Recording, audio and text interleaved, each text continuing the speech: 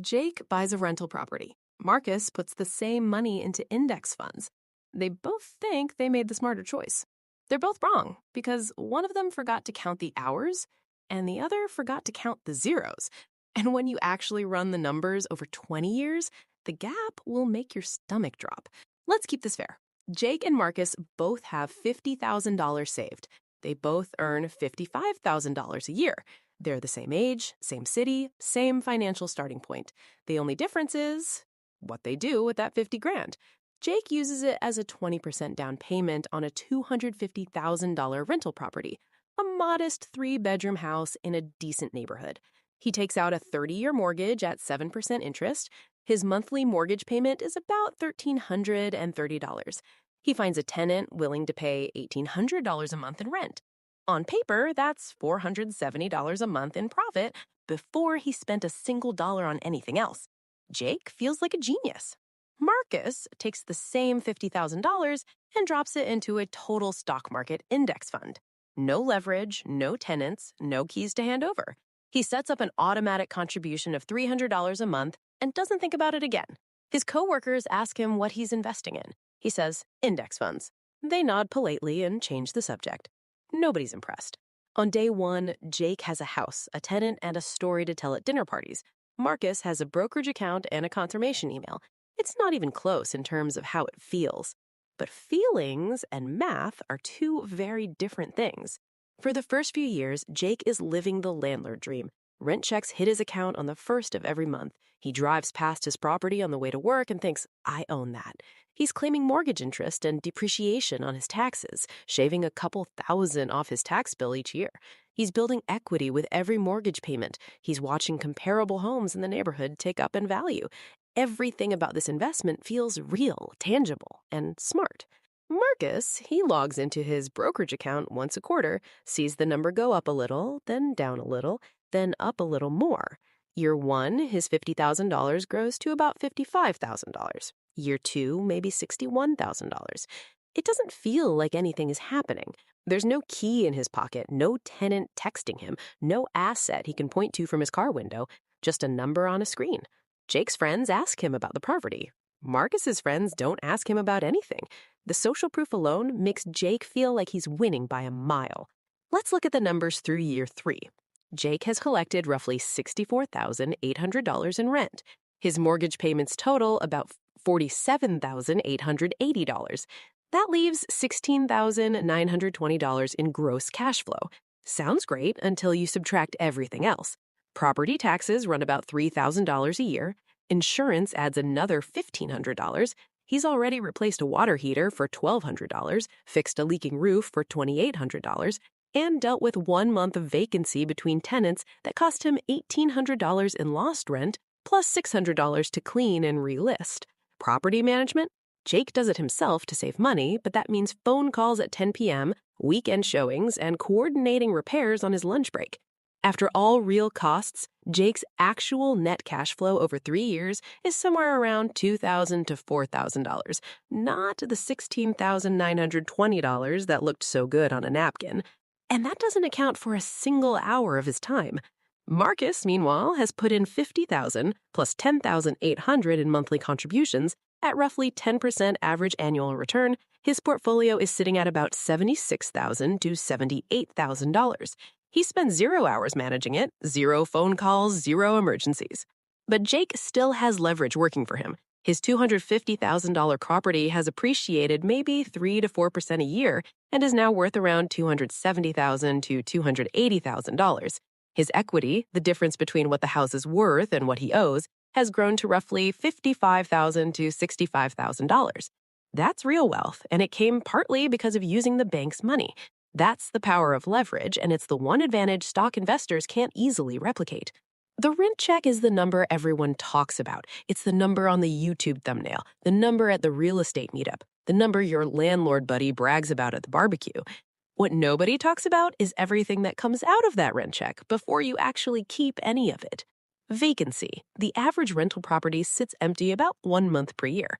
That's not a disaster. That's a full mortgage payment with 0 income to cover it.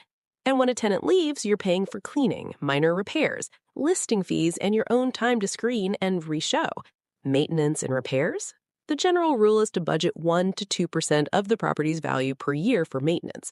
On a $250,000 house, that's $2,500 to $5,000 annually. Some years it's a $200 faucet fix.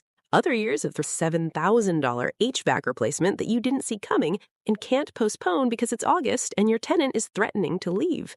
Capital expenditures? Roofs last 20 to 25 years. Furnaces last 15 to 20 years. Water heaters last 10 to 12 years. These are guaranteed future costs, and they come in chunks of $5,000 to $15,000. If you're not setting aside money every month for these, you're not running a business, you're running on luck. Property management? If Jake hires a manager, that's 8 to 10% of monthly rent gone immediately, roughly $150 to $180 a month. If he manages it himself, he's working a part-time job he's not getting paid for. Either way, it costs something. And then there's the one risk nobody likes to discuss: bad tenants. A tenant who stops paying and knows the eviction process can cost you 3 to 6 months of lost rent, plus legal fees. That single event can erase an entire year's profit or more. None of this shows up in the $470 a month cash flow number, but it shows up eventually. By year 5, Jake is deep in the reality of being a landlord. He's on his third tenant. He's replaced the roof for $8,500, dealt with a plumbing emergency that cost $1,400, and spent 1 month with the property empty between tenants. He's raised rent to $1,950, which helps, but his property taxes and insurance have gone up too. His actual cash-on-cash return, the money he pockets relative to the money he put in, is hovering around 3 to 5% after all real expenses. Not bad, but not the 15 to 20% return he told his friends about at the barbecue. Marcus is still doing absolutely nothing. His portfolio's grown from $50,000 to roughly $135,000 to $150,000 by year 7, including his $300 monthly contributions. He didn't take stocks, he didn't time the market, he didn't do anything except not touch it. The compound growth is starting to accelerate. The gains on his gains are now generating more new wealth each year than his original contributions. Here's what's happening underneath the surface. Jake's wealth is growing, but it's growing slowly after expenses, and it requires constant attention. Marcus's wealth is growing in a curve, slowly at first, then faster and faster. Compounding is boring for the first 5 years and astonishing for the next 15. By year 10, Jake's property is worth roughly $335,000 to $350,000. His remaining mortgage balance is about $166,000. That puts his equity at approximately $170,000 to $184,000. Over 10 years, after subtracting every real cost, mortgage interest, taxes, insurance, repairs, vacancy, capital expenditures, Jake's total out-of-pocket beyond the original down payment is somewhere between $20,000 and $35,000. Marcus's portfolio, with consistent $300 monthly contributions and roughly 10% average annual returns, is sitting at approximately $165,000 to $180,000. He put in $50,000 upfront, plus $36,000 in contributions, $86,000 total. The rest is pure compound growth, and he spent exactly 0 weekends fixing anything. At year 10, they're surprisingly close in total wealth. Jake might be slightly ahead thanks to leverage, but here's the thing. Jake also spent hundreds of hours managing his property, took on hundreds of thousands in debt, and concentrated his entire investment in a single asset in a single zip code.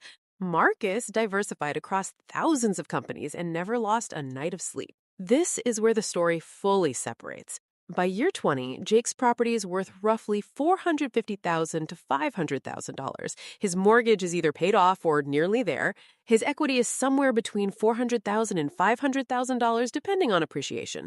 He's been collecting rent the entire time, but after 20 years of maintenance, repairs, turnover, taxes, insurance, and at least one major renovation, his total net profit from cash flow might be $40,000 to $80,000 above what he spent. Maybe more in a hot market, maybe less in a flat one. Marcus's portfolio, at 10% average annual return with $300 monthly contributions, his original $50,000 has grown to approximately $420,000 to $460,000. That's with total contributions of $122,000 over 20 years. The other $300,000 plus is pure compounding. No debt, no tenants, no 2 a.m. phone calls about a broken pipe. When you compare net worth, they're in the same ballpark. somewhere between $400,000 and $500,000 each. But how they got there is completely different. Jake worked for his, Marcus waited for his. Jake had stress, risk, concentration, and illiquidity. Marcus had volatility, but liquidity and freedom. And here's the part that changes the math dramatically. If Marcus increased his monthly contribution by even $200 bites, bringing it to $500 a month, his 20-year portfolio jumps to roughly $550,000 to $600,000. That's because in the stock market, increasing your contribution has a multiplied effect through compounding. In real estate, increasing your investment usually means buying another property, taking on another mortgage, and doubling your workload. If I only showed you the downsides of real estate, I'd be doing what every stock market influencer does. Stocks have real risks that people love to gloss over. Volatility is brutal. In 2008, the market dropped roughly 37%. In March 2020, it dropped 34% in a single month. If Marcus had $150,000 in his portfolio and watched it fall to $95,000 in a few weeks, that's not a number on a screen. That's gut-wrenching. And the data is clear. Most retail investors panic sell during crashes and buy back in after the recovery, locking in losses at the worst possible time. There's no cash flow. Unlike a rental property, index funds don't send you a monthly check you can spend. Dividends exist, but on a total market fund, you're looking at maybe 1.5 to 2% yield. On $150,000, that's about $200 a month. That's not replacing anyone's income. No leverage. Marcus used $50,000 to control $50,000 in assets. Jake used $50,000 to control $250,000 in assets. That 5-to-1 leverage is powerful when property values rise, and it's the main reason real estate creates more millionaires than the stock market in many surveys. And there's no tax magic like depreciation. Real estate investors can deduct the theoretical decline in their building's value from their taxable income, even if the property is actually appreciating. That's a legal tax shelter that stock investors simply don't have access to. Real estate wins in specific, identifiable situations. If you're in a market where the rent-to-price ratio is strong, meaning monthly rent is at least 0.8 to 1% of the purchase, the cash flow math works in your favor from day one. If you're willing to treat it as a business, not a side hustle, screening tenants carefully, budgeting for capital expenditures, building systems, the returns can exceed stocks, especially with leverage. If you use strategies like house hacking, living in one unit and renting the others, you can reduce your own housing costs to near zero while building equity. That's something the stock market simply can't do.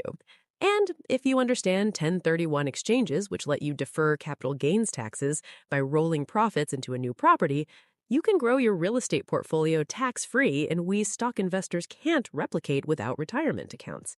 Real estate isn't a bad investment, it's a misunderstood one. Jake and Marcus both walked away from that decision thinking they were making the smart play. Jake thought real estate was the proven path to wealth. Marcus thought the stock market would do the work for him. Neither of them actually sat down and mapped out what this costs, in dollars, in time, in stress, and in risk, over 10 or 20 years. The real trap isn't real estate and it isn't stocks. The real trap is picking either one based on a YouTube headline, a podcast clip, or something your uncle said at Thanksgiving, without ever running the full numbers for your own situation. And if you're wondering what happens when you do both, when you own property and invest in the market at the same time, that's a completely different conversation, and the math might change everything you think you know. But for now, the next time someone tells you real estate always wins or the stock market always wins, ask them one question. Did you include everything? Because the answer that includes everything is the only answer that matters.